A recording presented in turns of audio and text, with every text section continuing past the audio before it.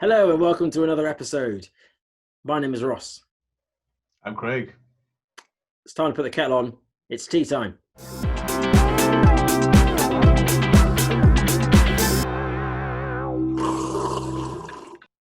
In today's episode, we will be discussing vertical farming and delivering you the latest in sustainability news. According to businessgreen.com, the big food giant, you may have heard of them, Unilever, announced new targets to address sustainability across all of its suppliers. Their chief executive, Mr. Alan Jope, emphasized the company intended to have an holistic strategy, saying that climate change, nature degradation, biodiversity decline, water scarcity, all of these issues are interconnected and we must address them all simultaneously. In doing so, we must also recognize that the climate crisis is not only an environmental emergency, it also has a terrible impact on lives and livelihoods. We therefore have a responsibility to help tackle the crisis as a business and through direct action by our brands. Now, these targets that they've set to be to remove deforestation by 2023, and the sort of wider impact that they're going for is not until 2035, which is quite far away, but I guess they've got quite a bit to do. So, but either way, positive announcement from them, given that they supply a lot of the food here in the UK. I was going to say, bit of background on Unilever, wherever. Yeah. They are massive. They are a mega corporation. One of the few mega corporations that own pretty much everything else. Yeah. So big news. Yeah. And it's also in the food topic, which we'll get to a bit more later on. Also, the UK Department for Transport have this week announced the winners of a funding scheme aimed to innovate the UK railway system. And so I've did a little digging and I found out who the winners were and what they were doing. So first of all, we've got Unipart Rail. They are planning to make a zero emission machine which removes and replaces the rails. Okay. Or like by itself or with a human accomplice? Well, it doesn't mention that. So my guess is it's just going to be with a human and just basically a electric vehicle or something, which is actually an electric forklift or whatever that does the job. So, I mean, it's good, but but I'm not sure I would have. Anyway, not in first one, not overly impressed. Next one. I mean, let's not be bad to them, I suppose. I mean, it could be amazing. We just maybe haven't got all the facts. I mean, it does sound like maybe a wheelbarrow, like some guys pushing. That's technically zero emission. I mean, I got excited when I heard that there was, a funding scheme and there's a first round of winners. I thought the first winners would be quite exciting, and replacing the rail. Okay, some context. To be less of an issue. Some context. How much did they win? How much money was involved? He didn't say for that one, and it does say for some of them, but not all. What's the ballpark figure, do you think? Well, in other ones received something like 400,000. So so we're talking maybe a couple of £100,000 these guys would have had. So it's not a wheelbarrow, because they wouldn't have give that much money for a wheelbarrow. So it would probably be some sort of thing. If anybody wants to, tell us what Unipart Rail, if it is an amazing thing, then feel free to send it in. But yes, that's what information I've got so far, and not particularly amazing. But Porterbrook Leasing are getting £400,000 to evaluate whether a midlife diesel engine can be made more environmentally sustainable. In other words, they're just going to basically see if they can reduce the particulates that come out the back of them. So they haven't actually done it, but this is just for research. Yeah. So on diesel engines, which again replaced by the electrification project. No, this is just literally just £400,000 invested into seeing whether they can make an existing diesel slightly less rubbish. Now, I don't know. I'm gonna go out a limb here and say I think that's several degrees of stupid, but because we know diesel's not going to work. Why are we still doing that? I mean, I wouldn't say it's not reaching for the stars, is it? No. The next one is interesting one. Steamology Motion are building hydrogen-based steam turbine systems for freight locomotives. There's a lot of talk at the moment about whether hydrogen fuel cells could be the answer to longer distance travel. However, Elon Musk refers to them as fuel cells and referred to the current method of generating hydrogen as staggeringly dumb. So, I mean, hydrogen is a separate topic altogether, but let's just say for who he is, as in Elon Musk, and what he's done, that's not a great endorsement. I mean, yeah, he doesn't sound like a big fan.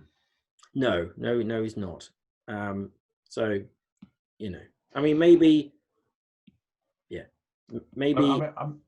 technology is developed, it might go somewhere. But based on the three ideas you've said so far, they all seem like baby steps in the right direction, but they're baby steps. Well, I think the first two are baby steps. I think the third one is a step in just a totally different direction. So I don't think that's a baby step, but... Well, I mean, hydrogen-wise, though, surely that's just... It's not going to be as good as electricity. And the electrification of the railway system entirely is the ultimate goal. Well, we're not going to get maglev. Sorry? I suppose we're never going to get to maglev level like Japan. We're not going to get bullet trains. Well, but unless we start digging massive holes, which maybe in the future. But from what I understand, the electrification idea is that we basically essentially rip up the whole rail, or at the very least put infrastructure over the top of the rail to provide overhead thingies throughout the entire length of the track. Yes. Which is quite a heavy investment. So this would be, if it was hydrogen, obviously you wouldn't need to do that. You can just fill the train up with hydrogen and then send it off its way like you would do with fuel. But and hope it doesn't explode. Yes, because that's never happened. Yeah, so there's that one. As a tidbit on the electrification of the rail, we get a lot of news in Wales because it stopped at the border. The whole point of electrification of the rail started with the main stretch between London and Swansea, the Great Western stretch, and they were meant to do it done it all by the end of last year, I believe, but they only got as far as Bristol, and called it done because they were doubly over budget. I think. I don't know the numbers are so much, but all I know is that it would have cost them a further 300 million just to do from Bristol to Swansea, which is about 60, 70 miles. And the prices they were quoting was roughly £1 million per pylon. Wow. Which is ridiculous. And I think they called it quits at the bridge because Wales, on that particular stretch, has more old school bridges, which would have had to been removed, extended, heightened, and £1 million a pylon. Yeah. So they actually run on diesel until Bristol, then run electricity to London, which is weird. So the next company is Riding Sunbeams, and they seem to be trying to add solar panels to the overhead electrification system, which, I mean, I'm still not sure about the electrification system as it stands, but at least they're trying to put solar panels on it, I guess. So that's something, but yeah, so that's where so that's that one. There's another company called Far UK, and they're coming up with resilient glazing solution to protect passengers, which has, and I quote, a potential CO2 emissions saving. Outstanding. We probably should have applied to this award. It seems like the BTEC awards. Idea. Yeah, so that's that one. So BCRRE, wherever they are, also got £400,000 towards design and testing of a smaller hydrogen power pack. we've already covered hydrogen, so I have the similar sort of thoughts on that one. And then the last one. So there were a lot more winners in this, but these are the ones that are particularly about sustainability. And then the last one is Associated Utility Supplies are looking to make a fiber reinforced polymer footbridge instead of the steel ones because they're easier to install, which will create less disruptions to the network and less local environmental damage. I mean, I don't even know if it's recycled plastic. It's just some lightweight plastic. I mean, that makes sense. Yeah, that sounds the most practical so far. Does it though? I mean, like for me, when all the trains are running around throwing out diesel particulates and stuff, some special glazing and a footbridge. Yeah, not low-hanging fruit. It's fruit that's fell off a tree and walked itself to the basket, isn't it? Pretty much. I mean, the glazing one is just, that's just mad. I don't really get that one. Whatever. I'm sure there's some science there. But the bridge one, that kind of makes sense in the sense of every time you have to have crossings for people, they cost X amount of money.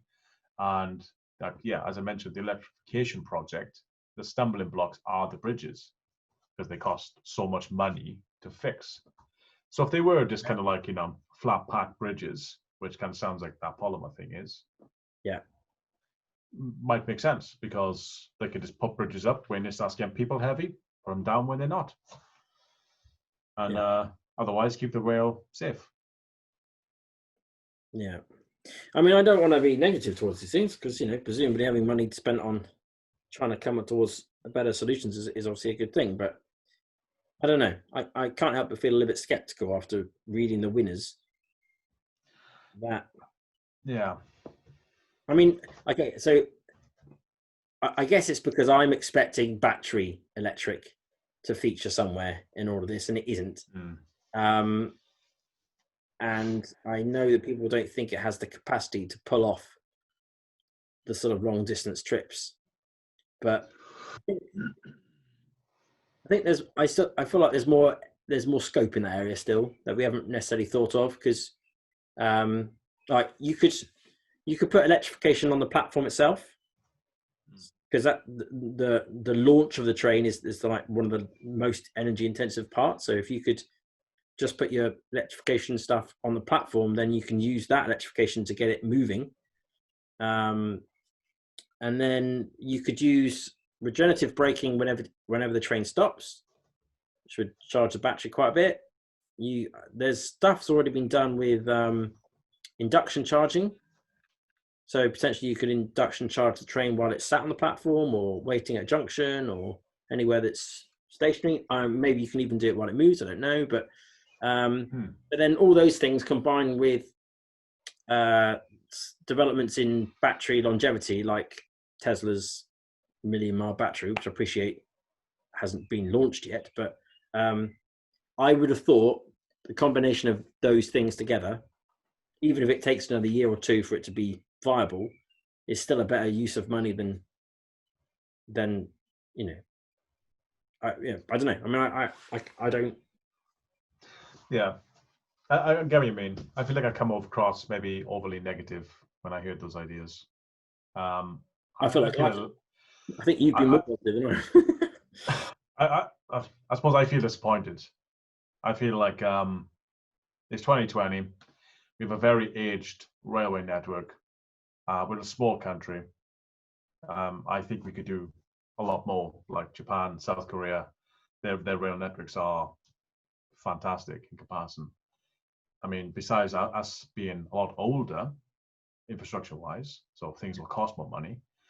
I don't see why we can't do similar things. Like, we should have gigabit broadband everywhere. We should have electric trains everywhere. We're small enough, capable enough to do that. So, can't help but feel a bit disappointed. So, if anyone out there can tell me why a battery electric train couldn't work, whether there's some sort of milestone that we have to reach before that was plausible, please do let me know, because it's just Just seems wrong. You've got a train's got a huge capacity for batteries along the bottom. It's got a huge capacity for solar panels along the top. It seems like it should work, but I don't know. So there's that. In other news, the government this week gave the green light. It's very exciting for green number plates. Oh, I saw this. Yeah. So a weird color green, though. It is a slightly pale-ish green. Is that what you thought? The one I saw is kind of just like on the side.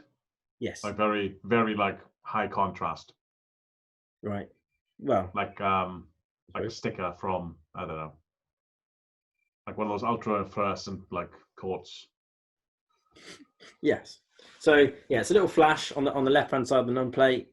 What does it mean, other than a green blur as a car goes past, or maybe if you're looking at oncoming traffic or something? But what does it do? Basically, at the moment, nothing. But the idea is that if we have an identification process, then that could lead to cheaper parking or free entry into zero emission zones or something like that. I guess it's up to individual councils and companies to decide. What stops someone copying their number or just adding something to the side? That's probably something you can just grab on Amazon at some point. Oh, I see. What? As in literally just add a sticker on? Yeah, sticker. Or some sort of like, some sort of silicone mold you can just like slot on. Yeah, I guess nothing, except it's illegal. Is it illegal? Is it actually legal? I don't suppose it's illegal yet because it's only just been announced, but I imagine they would make it illegal. Yes. Sure, you have to. Because that'd be like changing your number plate. I'm not sure if it would be. It's like, for example, the little sticker on the back or your little letters that say diesel on the back of your car. You change out of petrol. It's not legal. It's misleading, but it's not legal.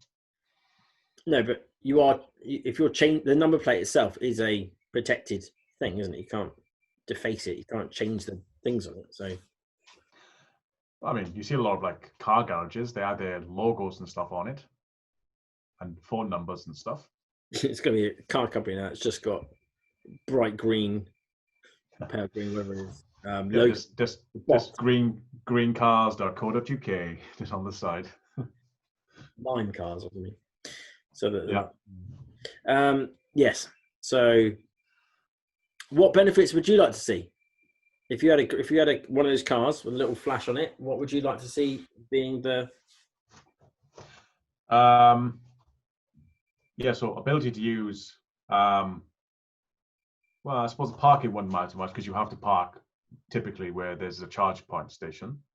So parking wouldn't really matter too much. I did hear of an idea of having a green lane on a motorway. That could be quite interesting. But again, not sure how much that achieves. It all seemed like a very short-term solution, doesn't it? It does. I mean, I suppose ultimately these benefits are going to be time limited because eventually we'll all have electric cars. We'll all be the same. The green nubbin thing will just disappear. And we'll all start paying road tax again. So I suppose benefit-wise, I'm not sure. Maybe discounts of things. Like you get a discount from IKEA right now, I believe, if you charge your car in IKEA. Kind of. What happens is it's not complicated, but it's so much of a pain in the bum. I don't think I've actually ever done it. Basically, you have to charge your car first, is it? And then you have to get a receipt of your car charging and show that at the till or something like that. So I've always been like, well, that means I have to go outside to the car to get the receipt in order to go back in. Maybe you can get it on the app or something. I don't know, but it's just always I never bothered in the end. It's probably stupid. Maybe for next time you might come back. Is that the idea? Yeah, maybe, yeah. But it's like I don't go to IKEA that often, weirdly enough. It was like £7 off or something. Yeah, seven or eight come out somewhere. Cool. I mean, something like that just generally could be quite cool. Just, But I don't know, 10% off McDonald's when you're going through. Just bang, up, green card. Yeah, 10% off. yeah, well, actually, that'd be quite good because actually, that means when you're sat outside in the drive-through, you're not poisoning everybody else. Yeah. Yeah. I think it was the other day that people that drive, I only mean to people that drive normal cars because it's not always the choice, but I've always likened driving a petrol or diesel car to smoking, because basically it's you're giving out bad stuff for everybody else. But I realized that actually smokers are better because at least smokers poison themselves more than they do everybody else. Whereas when you drive a car, you sit inside where you're protected and you shove it out the back. So actually, it would be like lighting a cigarette, making someone else inhale it, and then putting it in your mouth to look cool. Okay, good analogy. Anyway, so stuff like drive-throughs where you are in a closed space, yeah. especially where like workers are like coming up to little booths and stuff. They're constantly just looking down on exhausts. So Yeah. should you be an electric car, 10% off. I mean, no idea if McDonald's have thought about this. McDonald's are the example, but there must be some statistics somewhere that if they encourage more electric car usage at their drive-throughs, they can save X amount of employee damage, basically, less sick days, etc. Yeah, that's a very good. That'd be interesting to see I mean, if they've I ever researched that. I used to do that. So yeah, because when it's busy, that is what happens. You just sit there. I mean, you can close the window, which is what you used to do, stop the stuff from coming in. But yeah, you got to keep opening it. I mean, right now they wear masks because of the pandemic, so maybe that will stay. Maybe they'll realize that actually it's much better with the mask on. I was going to wear this from now on. Maybe. If you have any suggestions as what you think the green car initiative flash thingy should do for you, if you have an electric car, please chuck it in the comments below. Especially interesting if there are things that can convert you to being an electric car user, should they be available. Well, yes, I guess that's a more important question. What would, not if you already have one. What do you want if you already have one? What would make you change it? What would sway you? Priority parking, mate? I don't know. So the parking one, you need the electric charging thing. So typically, you I'm glad you mentioned that again because they do at the moment, because if I drive anywhere in a Nissan Leaf, I almost guaranteed I'm going to need to charge. But obviously, as the length of the battery goes up, you won't need to charge everywhere. So you better go to your supermarkets and stuff and not need to have charging because it's your locals. I mean, I don't charge when I go to, even though I can, I don't charge when I go to Tesco's if I drive because it's like a mile from my house. I just don't need to. So, and obviously as the range increases, you'll need to charge less and less. So there's an argument there. You should have probably walked to Tesco's, and that would be a better investment for the environment. Yeah, and I usually do, but sometimes I'm trying to pick up something heavy, so I take the car, which is fair enough. But I'm not judging. I own one of the poisonous cars. Driving an electric car means I don't feel quite so guilty about driving a mile to Tesco's to pick up something heavy if I want to, because I didn't kill anyone in the process. Or anyway. So yeah, final bit of news on that one is they've also announced another £12 million, most of which will go to a new competition where you can bid to help businesses enhance battery and hydrogen vehicles and their infrastructure. A bit loose. Let's hope the winners of that money have an idea a little bit more impactful than a new windscreen. But so if you've got any brilliant ideas, maybe you should apply for some of that 10 million quid that goes towards it. Yeah, I mean, based on the ideas that's won the previous one, that's a lot of money for ideas that sound perhaps straightforward. And in certain cases, they weren't even achieved. They were just more for research. So that sounds interesting. But yeah, a lot of emphasis on hydrogen. Kind of Yeah. feel hydrogen feels like, I don't know, just like the middle step before you go full in. I don't even think it's that. For me, it seems more of a stretch. I mean, like, if you think battery electric is hard, I just think hydrogen is way more complicated. But maybe I'm wrong.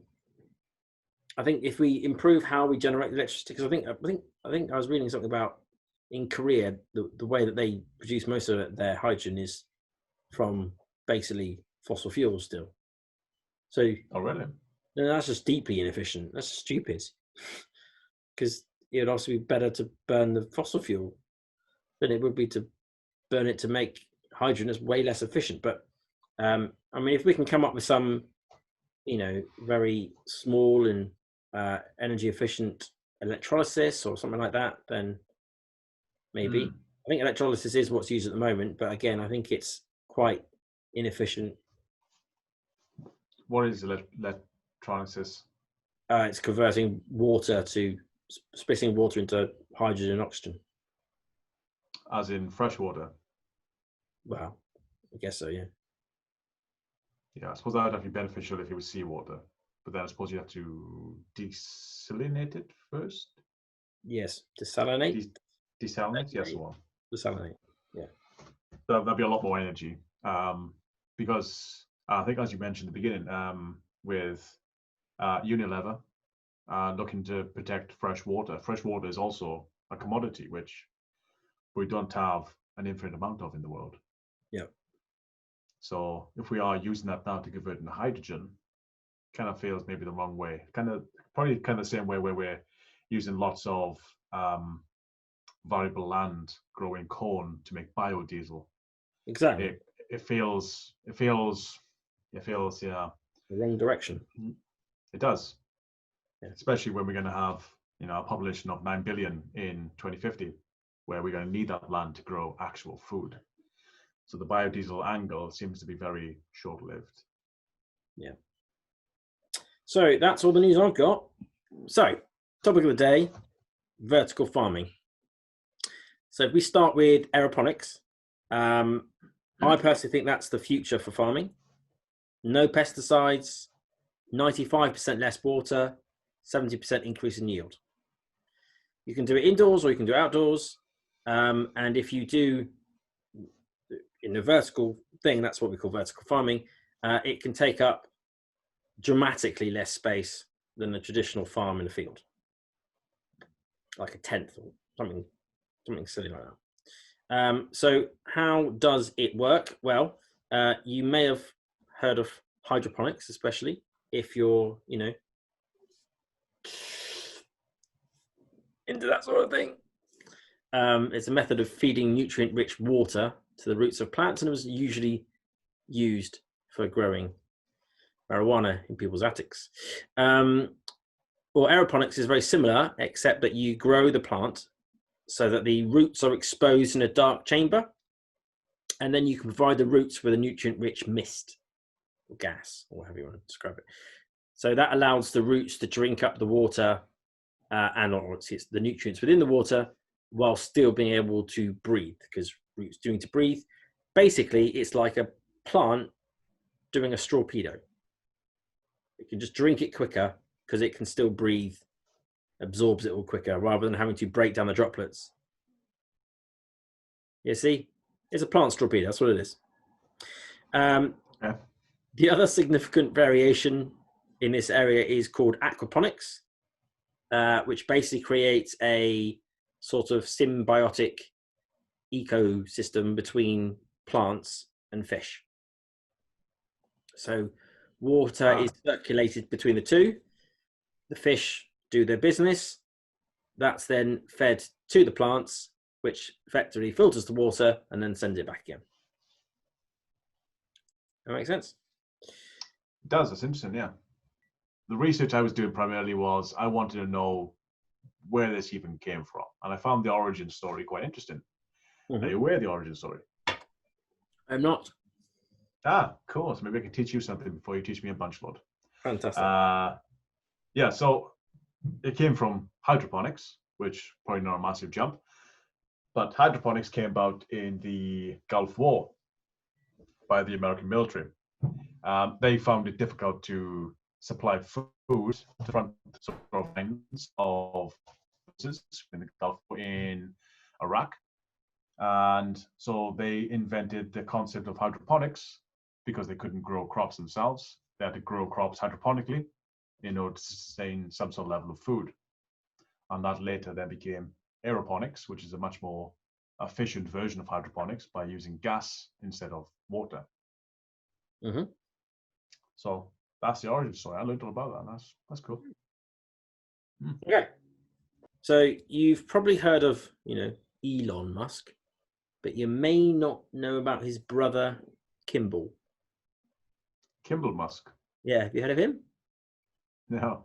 Okay, so he's actually pretty much been there from the start. So he was involved in early days of Tesla, early days of PayPal as well, I think, and even helped out during SpaceX stuff. So he's been there from the beginning, but he's more recently started a company, or I think it's a company or a movement or whatever, called Square Roots.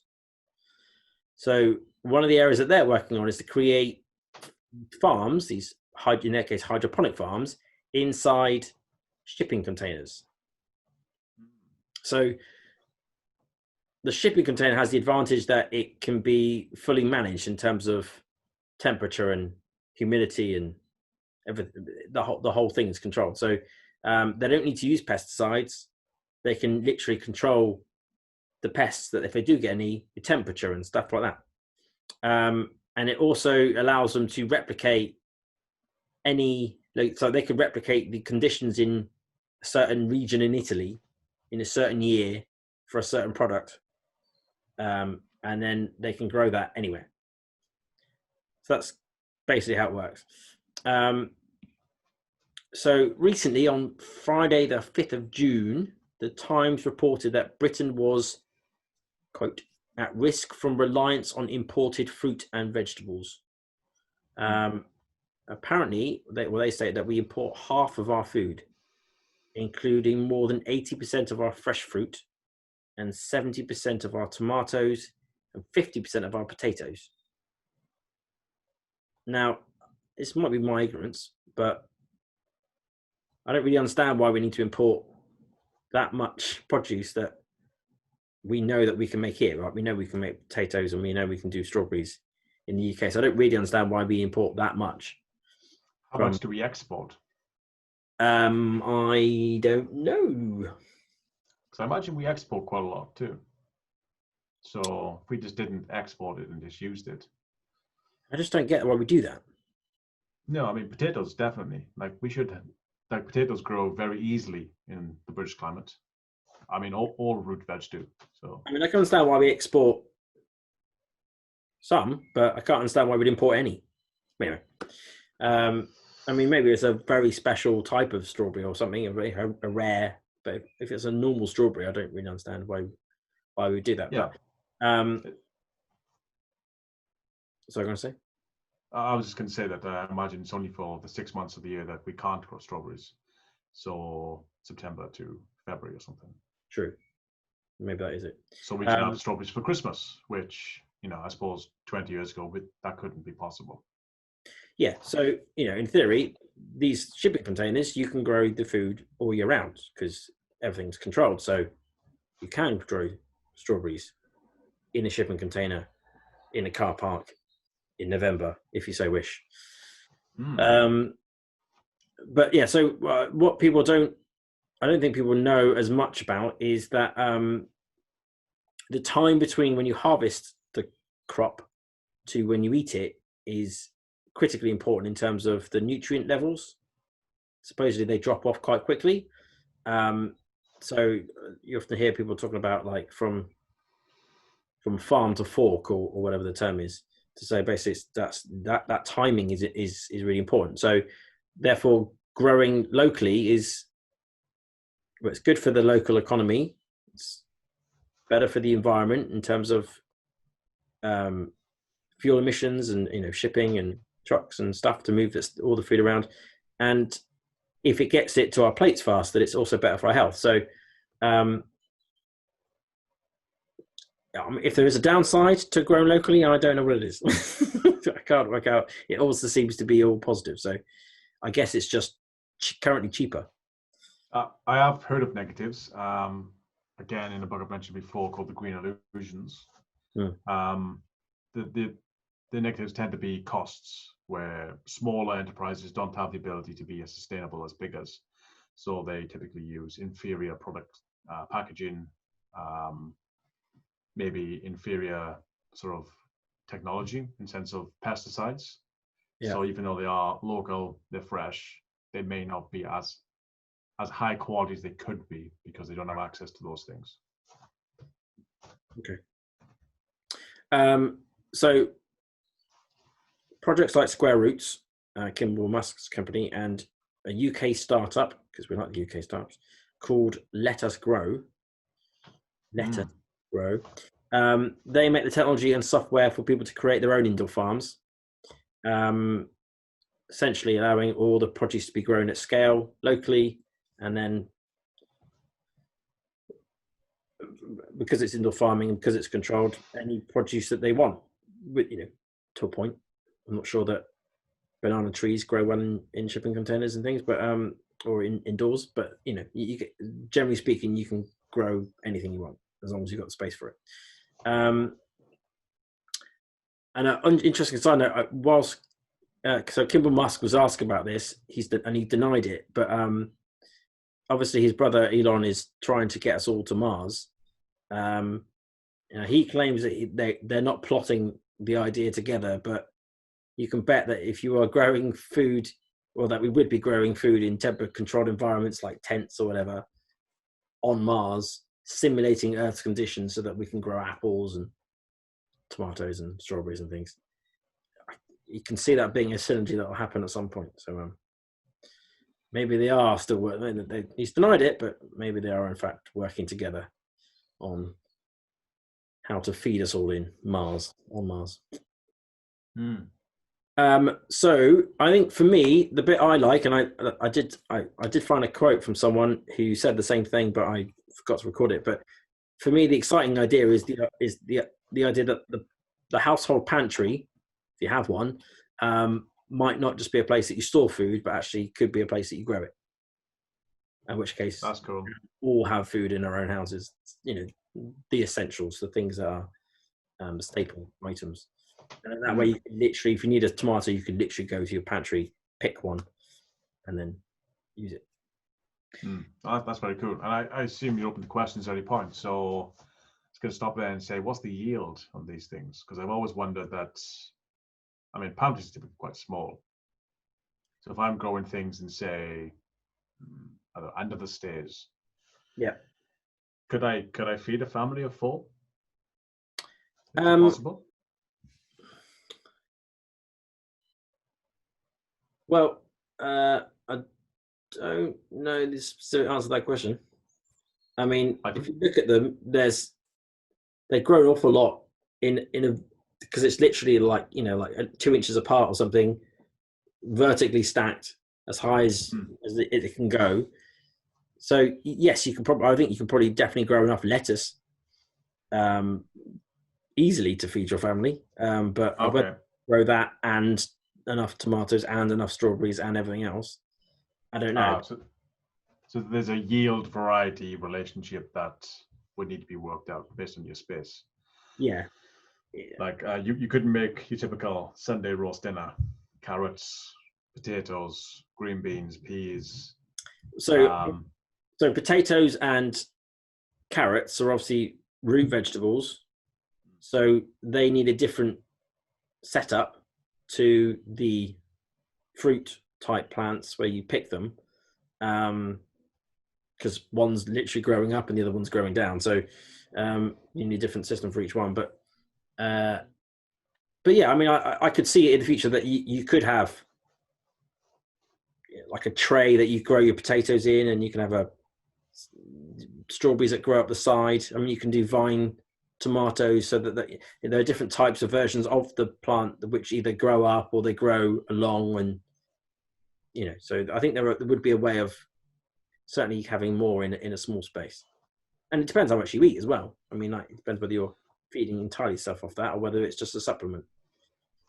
Yeah, I suppose the idea would be a totally sustainable, self-sustaining future of having these things yourself. And I would say as a family, we're quite low consumption, try to be at least. Yeah. So let's say a bag of potatoes, say, I don't know, 100 potatoes would probably last about 2 months. Yeah. So to grow 100 potatoes outside right now, because I've tried it, that'll probably take 4 months and can only happen once or twice a year. Yeah. So I can probably yield myself enough potatoes for 4 months, but it'll take me 8 months of actual growth time. So if that relationship is quicker with aeroponics and the yield is more or the same, then I think that could work out. I mean, someone correct me if I'm wrong, but I believe it does. I believe it grows faster because of the fact that you don't have to have there is no nighttime. You can have it so that the sun is shining all day long. You can have it so because it's got exactly potentially the right nutrients that it needs at any given time. Then it should grow. The yield should be bigger and stronger. So you sped it up. You've got more yield anyway. And you've got it all year round. So the combination of those, I don't know how much space you would need to grow the potatoes to feed the family, but obviously if it's a system that's going all year long, then obviously you'll be planting every week. You'd be putting a new plant down every week, and then that would be harvested in however long that one takes. But if it's normally 8 months and it's now 6 months, then it's a 6-month system. But yeah, that's like quite a lot of potatoes still to eat or to plant. Yeah, I mean, I suppose potatoes are quite a staple of the British diet. I mean, there's mash, there's chips, there's everything in between. I suppose it's quite a staple thing to use. I'm using potatoes as the main example because they're probably the easiest thing to grow in your garden. Yes. The type of thing of you just put in the floor and eventually they'll pop out. But potatoes do go through a flowering stage. And if you want the high yield, when they flower, you should snip the flowers because it's actually wasting energy making flowers, which you don't want. So with aeroponics, I suppose you kind of skip that stage where they don't flower, or do they flower? And do they make the whole green leaves? Because they don't really need all that. I don't know the answer definitely, but I know that I read stuff where there's still the issues of potentially needing to pollinate them. So really? So yeah, but I think it depends on the plant as well.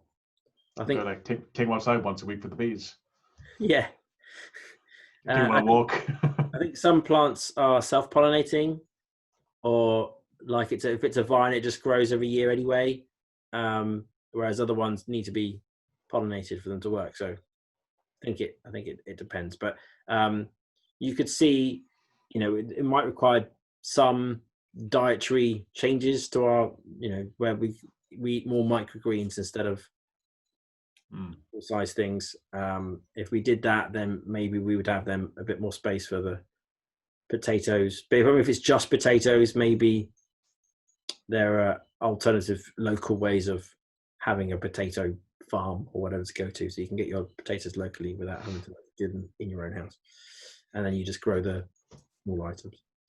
Yeah, I mean, I think potatoes are the easiest to grow as far as I'm aware. And that's why it's mad that we import 50% of our potatoes from the UK. Yeah. I mean,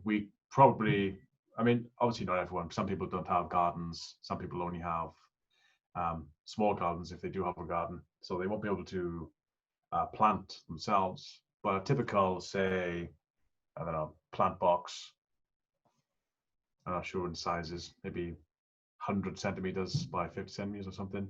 Mm-hmm. I could probably get you 100 potatoes every 4 months if you wanted to. Right. I mean, twice a year at least. Plant in April, get some in September, then you can maybe plant again depending on frost. Yeah. So they'll typically be smaller because you'll be picking them out earlier. Yeah. But you could have fresh new potatoes in the spring, summer, and a bit more hardy ones for Christmas. But that's probably the best you can hope, maybe 200 potatoes a year in a small box. So typical consumption, I'd probably need about 4 of those all the time. And obviously there'll be a third of the year there'll be dead time. So aeroponically, I mean, at least a third of the year can be done aeroponically, I'm thinking. Yeah. Like right now, which is cool. Yeah. So growing the food, obviously, large part of the time, but what we haven't talked about, it's not the whole battle. You have to pick it as well. So harvest it, as I should probably say. And at the moment, that's a little bit tricky without the dexterity of the human hand. I don't know if you saw it, but during the pandemic this year, there's been a lot of general panic over whether or not we would successfully pick all the fruit. So there was discussions about whether, like, we needed to bring people in from the EU to pick our fruit for us because it was all going to go to waste otherwise. So then the government launched a massive campaign to request the British people go and become fruit pickers. Did you see any of that? I didn't know. So I mean, I think they're still applying because a lot of people applied, but then like very few of them went to the interviews, I don't think. But yeah, there's been a bit of a race on. I think it's still happening at the moment to make sure we pick the fruit, which is ridiculous. I've heard there's been a fruit glut, as in there's too much of it to even buy. There's been calls to eat as much fruit as you can, basically. Oh, well, and buy more.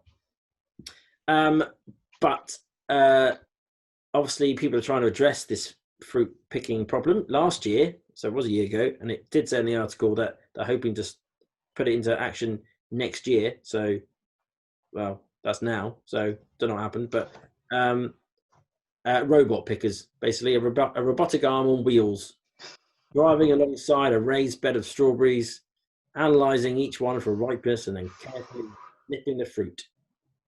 I think I've got a picture of it somewhere, but I don't know. It's just you can probably picture it quite well. It is just literally a robotic arm on a trolley.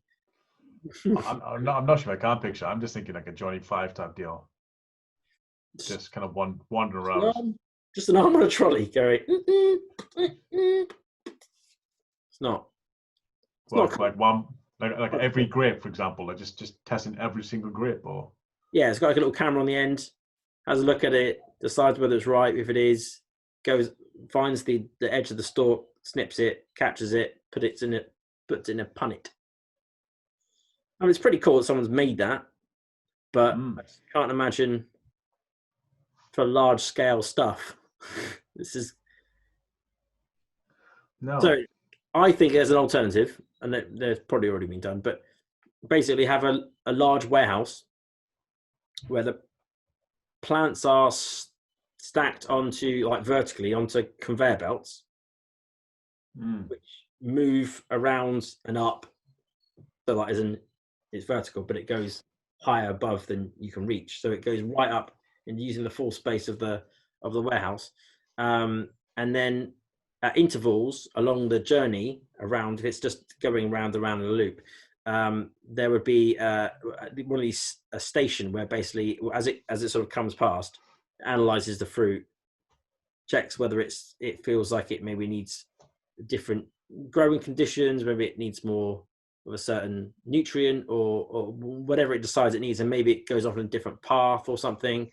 But basically, it's doing it to almost to the individual plant level, saying what does this individual plant need? Is it growing well? Is it not? Is it ready to pick? And if it is ready to pick, then it can just pick it right there and then. So rather than sending the robot out to go and pick, the plant comes to the robot, and it just goes round and round and round and round. And then that way, if you have a few of them, then when it's harvesting season for that plant, or harvesting time, I guess, because there won't be a season with it, then it'll just be doing it as it goes around. So I can imagine it being a way of it working. So the whole thing would then be literally from start to finish, pretty much automated. Yeah, I suppose if you time lead each batch, they'd be working every single day, harvesting fruit every single day. Yeah, because there's no season. That's pretty cool. Yeah. So, have you ever been to I'm sure you have, Tesco's, one of the big ones, like a Tesco Extra, where you go upstairs and you can buy like clothes and domestic appliances and things like that. So I quite like the idea of, rather than having that stuff, that top bit is this vertical farm, and it's literally growing above you in Tesco's, and then it's being picked every day, and then it just appears in the punnet every morning downstairs. So it's actually been grown on site. Personally, that'd be cool. I think there've been other, like there's a brewery in London that are growing their own strawberries on site, which they then put into their beer. They make a strawberry beer. And there's a few other examples like that. I think there might be a restaurant somewhere that's growing. I mean, that makes sense to me. I would almost quite cool to, as you walk in, to see certain plants being grown and knowing that those vegetables, those things are actually used directly in your food. I mean, yeah, based on what you said earlier of farm to plate or farm to fork, I mean, you can't get any better than that. Well, no, you can't. I mean, if it was actually picked there and then used by a, professional, semi-professional chef, prepared properly, you in theory, you can't do any better than that. I imagine that'd be quite an amazing experience too. Things would taste a lot different. Supposedly, yeah. It's supposed to be a huge difference, but noticeably different. Yeah. So it's been observed before, especially in stock market prices, that a crisis usually pushes innovation forward. It usually fast forwards things. So like on a base level, during the pandemic, a lot more people have felt it was worth experimenting with having food delivery because they don't want to go to the supermarket. And so the main hurdle to deciding whether or not you're going to be the sort of person that has food deliveries is that first go that you have. See whether it was easy to do, because people imagine it'd be too I can't do it, but I'm not very good at computers. But once they've had to do it and they've got over that hurdle, then that barrier is then gone. So whilst after the pandemic's all done with, you probably have it'll probably drop back down. It'll be dropping down to a level which is probably statistically a lot higher than it was before the pandemic. So that's just a basic example of how it pushes things forward. But I've seen that too. We're all cooking a bit more as well because we're obviously at home more. So so in theory, we need more access to more fresh fruit and vegetables. And whilst the country's locked down in terms of the imports, we're now more dependent on local supply. So that should again push things more towards that way. Obviously, we should explore the counter argument. Currently, at least, the technology is expensive, very expensive. We don't really know what we're doing. We're still learning. The things that we're selling is very low price. As in, pint of strawberries there isn't much margin in it. So you need to be farming at quite a significant scale in order to make your return on investment. In order to make the farm actually making money. And for that reason, they don't think that this is ever going to work. There's no publicly traded companies, I've checked on the stock market. Doesn't seem to be any that are publicly listed. So we don't have any working examples of companies that are making profit. There's quite a lot of small startups that have been given venture capital large sums of money to get going, but nothing that's we can really sort of say that they've been making money for the last 5 years or whatever. So for the time being, there is probably enough potential. The other argument is that there's enough land available in the world that we haven't used yet. That as long as the system operates like it does, where it's cheaper to import it from outside than it is to make it locally, then chances are, if that system continues, then so will us importing food from outside for a while. But it's a new technology; it should get cheaper. And if there's geopolitical pressures to become less dependent on other countries, or we start implementing carbon taxes and things like that, I don't think it's implausible to see a world where locally grown becomes more viable. So whilst what we grow in each country will dependent on the culture and what they're used to having, if we take that shipping container example, the technology, the template for that could be global, and then it's just a case of bringing that cost down so that it's easy enough to do. Yeah, I mean, my 5 pence on that would be, I would love that world. During the pandemic already, I've started to use more local businesses, primarily because in Wales right now, you're not allowed to travel further than 5 miles anyway. Although they are reviewing it. There's calls for that to be reviewed, apparently. I read today. They're reviewing it because they've had a lot of stick, because Wales, Scotland were behind Northern Ireland and England in terms of what's allowed to be happening. Obviously in England, you can just travel wherever you want. Wales, Scotland, 5 miles. So that means that we're limited to 5 miles to get everything. But doesn't necessarily mean everything we buy comes from 5 miles. Obviously, Tesco still imports things from everywhere. But yeah, local farms have, as far as I've seen, been profit quite widely from this situation, because they are getting a lot more headway. One particular farm I use has even started deliveries for the first time because of this. Cool. And they've went from 1 truck, and I think now they've got 4, because it's been so popular to keep up with demand. And they do a food system of it's free deliveries if you spend 30 quid. And so, yeah, they must be getting quite a lot of orders. That's giving them a lot of money. And yeah, I don't know where this local produce would have otherwise gone. I mean, obviously right now we're quite in the middle of a harvest. Things are coming out. Yeah.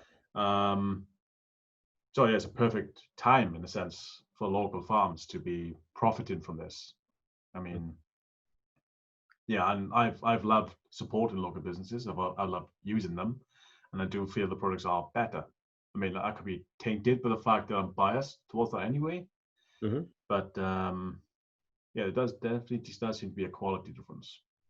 And your hope is that they invest that money well. I hope so, yeah. But again, because they are small, even buying those 4 vans or renting them, I'm not sure what they do, is a cost that for a small business is a lot bigger than perhaps it should be. There would be more efficient ways of doing that. And even how they go about, procuring the vegetables, the meats, etc. And they won't be the most efficient ways. So they are perhaps costing more. And for supply and demand reasons, they have to be cost efficient. So as you're saying, I mean, they may not be making much profit on the products. And because they are local, they don't use preservatives. So they are fresher. So they have to sell what they produce. Otherwise, it just literally goes to waste. So I suppose stuff like that is harder. But in all, I would like to see that become the norm. Perhaps like it used to be in World War II Britain. That's what a lot of people a lot of like of the boomer age group. That's kind of how they categorize this time. It's kind of like living in World War II Britain again in the 60s, in the 50s. So yeah, back when you have a food ladder, and that's it. There's no local shop visit. You get everything locally from your local butcher, your local whatever, and that's what you got. And I quite like that lifestyle personally. Don't let the kids in the pantry. Yeah, keep it high. There was an interview with I watched another interview with Kimball Musk on a podcast called, I think it's called Third Road Tesla or something. Apologize to them if I got that wrong. And they asked Kimball whether there was future plans for, obviously, so Tesla have the Cybertruck, which has the Volt on the back. Seen that? No. So you've heard of the Cybertruck, though, right? Yeah. Yeah. Well, so it's a pickup type thing, but on the back is a slanted. There you go. Slanted sort of back to it, but it's a door that can open and close, and they call it the Vault. So it's like the bed. Okay. So yeah, we're talking about loading the Vault up with fresh produce from the shipping containers that he has, and then using the autonomous driving that Tesla are working on to then distribute the produce around. So basically, it'll be like, you just take it out of the shipping container, stick it in the back of the truck, and then the truck goes and delivers it for you, and then comes back. Don't have to send anyone out. Doesn't cost you any petrol. Doesn't cost you any labour. I'd say we should do that service for local farms. Like a Cybertruck just turns up, and just says, "Fill me." Yeah, some method of opening the vault remotely. Sorry. Yeah, so when it arrives at the location, someone puts in a code or something, and then the thing opens and they can get their thing out. Like it.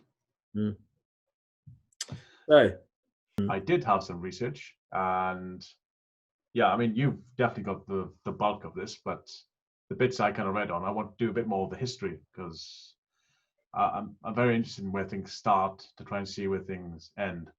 And yeah, so I read a chapter in a book called The Fate of Food by Amanda Little, 2019, and the ideas in the chapters on vertical farming was just talking about the history and how this is basically a promising way to solve the food problem, which will be an ever-increasing problem by the year 2050, with who 9 billion people we expect running around. And yeah, the idea of aeroponics, hydroponics, vertical farming, it's not new. It's something we've been doing since the Roman days. So for the past 2,000 years, we've had at least the idea of a greenhouse to grow, our own food, gardens. And if anything, that's maybe something we've kind of forgotten a little bit. Greenhouses. Yeah, I mean, even just your basic greenhouse, like we don't typically see those in every garden anymore, whereas they may have been a bit more common, just 50 years ago. So, simple ideas like this, and not as technically advanced as obviously hydroponics, aeroponics, but just a greenhouse, just to grow those more tropical things. They're a lot cheaper to make now because, back in the day, they actually used glass, very heavy panes of glass. So considering now we can probably use some plastic. Perspex. Yeah. Or even those essentially netting or very thin. No, it's called. It's not perspex, but it's not netting either. But it's like a very thin plastic. Used in a sort of net type way. Okay. Sorry, I can't remember the call, but yeah, I know I've not seen them, but they sound interesting. And polytunnels, that's them. Oh yes, I've seen those. That's what I was going to say. So yeah, I mean, they're cool. They adjust the temperature, keep it all contained, and they also keep pests out and stuff. But they're very cheap to make. Yeah, I was going to say. So I mean, if you don't want to get involved in the ideas of modern day aeroponics and the kits perhaps you require, like as you said, Mister, grow light, some sort of grow light, water tanks, space, maybe inside, outside, maybe not outside, inside probably. You could invest in just maybe some polytunnel, which is just some perspex sheeting of some sort. Yeah, like a tarp. Yeah. And yeah, you could grow tomatoes, maybe some other things. Not really sure personally. I've not done it, but that type of stuff could come back into fashion a bit more. It's interesting to know that's been around for a long time. But yeah, the idea of vertical farms in general seems to be something that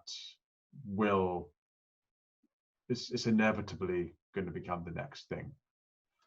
Space is going to become a concern. We have especially in Britain right now, there's lots of flats which are being completely gutted. It's the recent 3-year anniversary of the Grenfell fire. Right.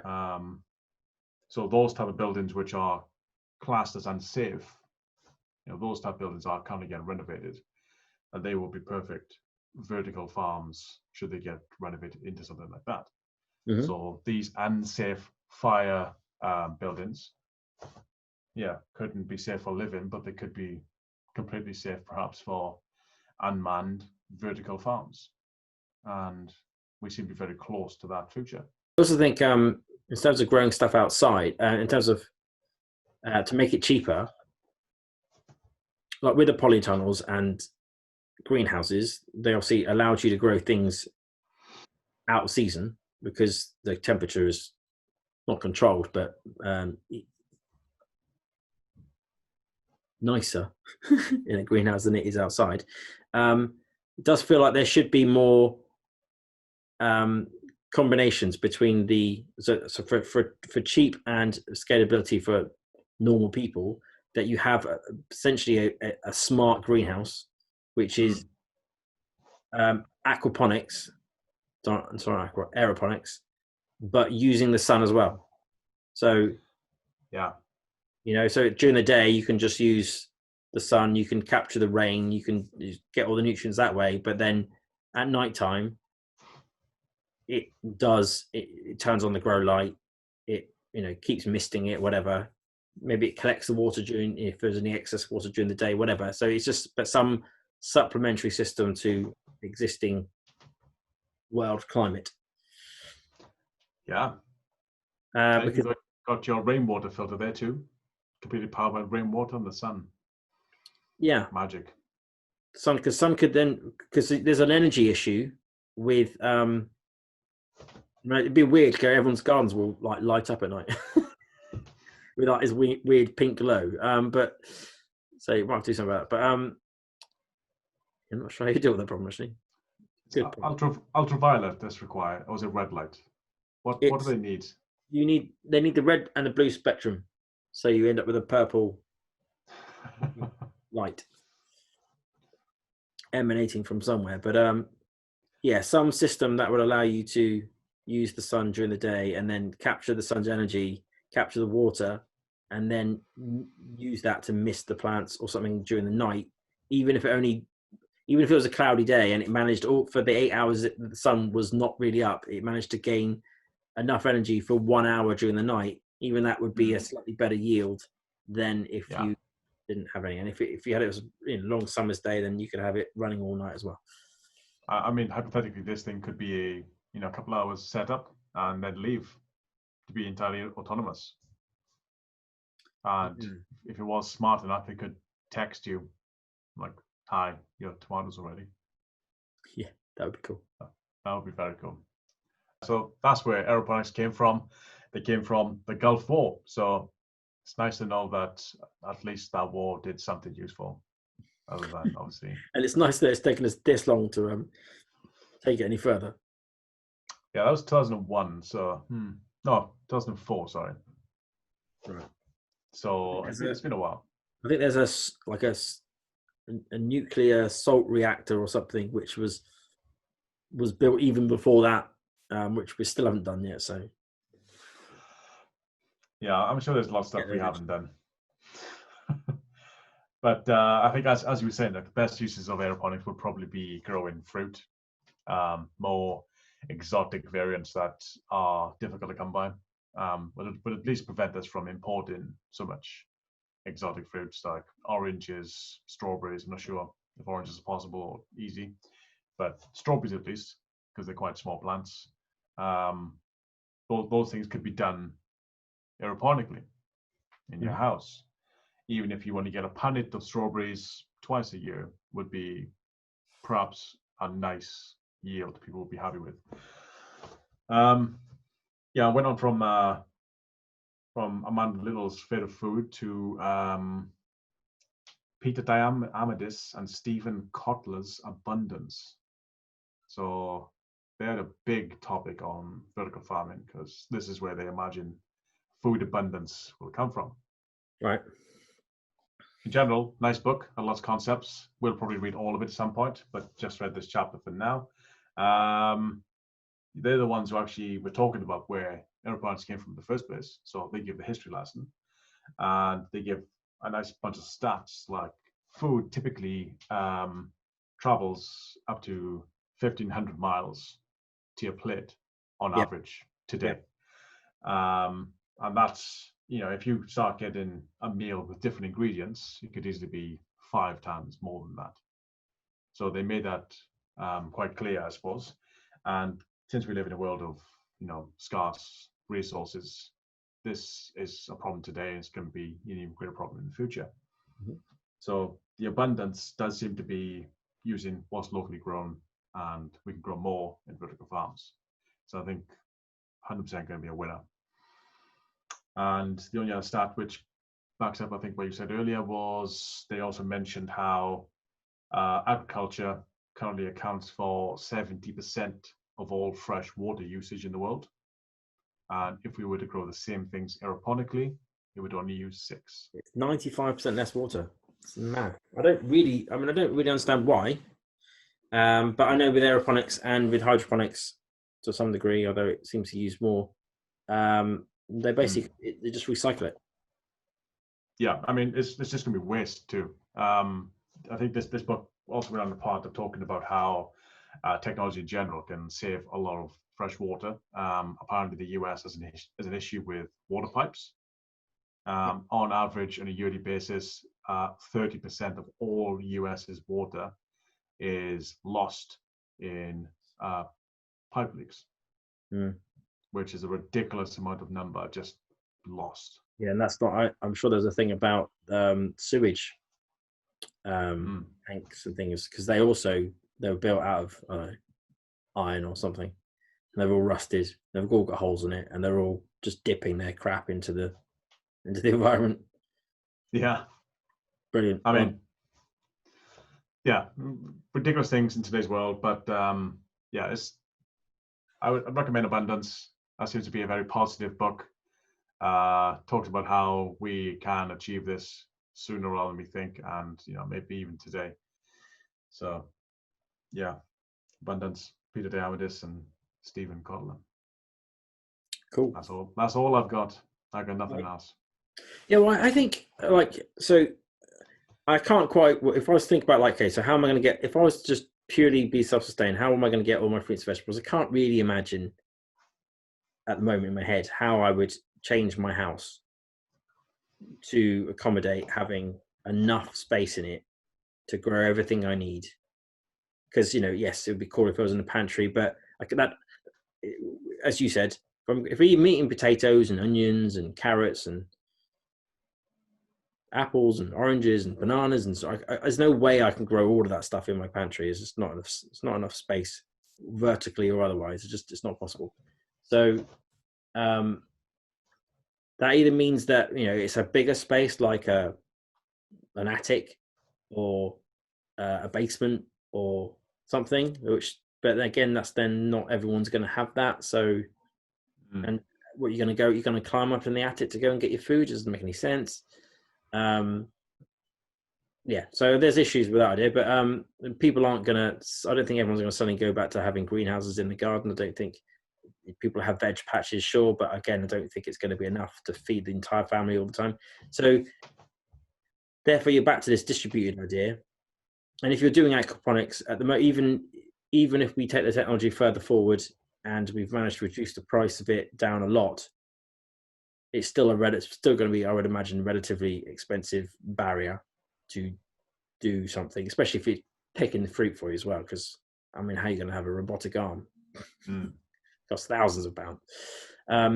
So it does seem like a Tesco growing their own on-site thing where they've got the space. Seems like a sensible way of doing it. And I can't really think. I have an out there suggestion for you as well, which I think should be the topic of next week's. Oh, okay. Fasting. We should change our consumption habits to only eat once or twice a day. Okay, yeah, we've talked about this a little bit before, so we can do that. So I think the problem is now we just eat too much, and we don't need to. Yeah. On a slightly possibly side note, but maybe related, something I was just thinking about today, really.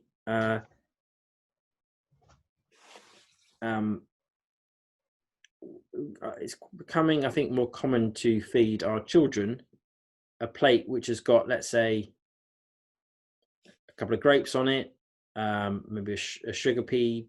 Sugar pea, is that right? Sugar pea? What's a sugar pea? Not sugar pea then. A Mons 2 or a what's it called? A sugar snap pea. Sweet pea. A sweet pea. Sweet pea. Yeah. Or what's it called? Sugar snack. A sugar snap. Sugar snap. Sugar snap pea. So it's more common to have a plate which has got carrots, cucumbers, sugar snaps, raspberries, sliced apple, whatever, just as individual items, and then they eat that as an individual thing. Maybe a block of cheese, maybe a little bit of breadstick or something. Yeah, so that's quite. I do that for my son, but I never serve myself that dinner. I would never sit in front of some chopped up carrots and cucumbers and tomatoes, and I just, as a whole, typically you think, well, if you're having dinner, you need to cook it, but why? Why do we think we have to cook it? I don't. It's just we have a cooked meal every day. That's a thing that we do, but I actually don't know why we do it, because no, presumably better for us to sometimes not cook it. I'm obviously not talking about chicken or fish, but if we're not eating as much meat and we're just eating fruits and vegetables because that's what's best for us, then why do we need to cook anything? I mean, I suppose we don't. Not so much. So I think, yes, we should eat less, and we should also probably do more of that. So do you think I could convince you to fast? Eat once a day? I already do. Yeah. I mean, at the moment I'm doing it every other day. I was fasting for about 2 or 3 months, I think, every day, and then it became easy. So kind of thought I should mix it up a bit and then go back to being not eating it. And then when I then do go back again, it feels a bit harder. So it feels like more of a struggle. I don't know, but so not much convinced me, because I pretty much already do it. I do it for multiple reasons. I do it for one, because I don't think I need to eat as much. Two is because it's cheaper. Definitely, I only have to worry about one meal a day, and I live in a shared house environment, so that means I only have to cook twice a week. Literally 2 meals in the entire week I have to deal with. And what else do I do it for? It's just ease. I've got more time. I don't have to think about breakfast and don't have to think about lunch. I just go until I'm hungry, and then it's dinner time. So yeah, I think fasting is great. I definitely noticed weight loss at the beginning. It's just a very easy way of keeping trim, I think. I think it's a really easy way to simplify everything, personally. Like, I think, especially in Britain, I mean, probably a lot of content we can save for next time, but especially in Britain, we have the thing of, we think about our days in terms of meals. We always think of like, we'll do this thing after lunch. We'll have dinner first. It's breakfast time now, so we can do this, do that. And we have these very set times: breakfast this time, lunch this time, dinner that time. Oh, now it's tea time. You know, I think it's very much regimental, and I think those, if we were to live in a sustainable future, I think we would need to lose them. And well, it's breaking the pattern initially because it's that whole insulin spike thing that happens that makes you feel like you need food at lunchtime, but you don't. No, I mean, you don't. Yeah, but let's talk about that more next week. Next time. Thanks for listening. We did the thinking. He did the educating. Now it's time for us all to act. Until next time.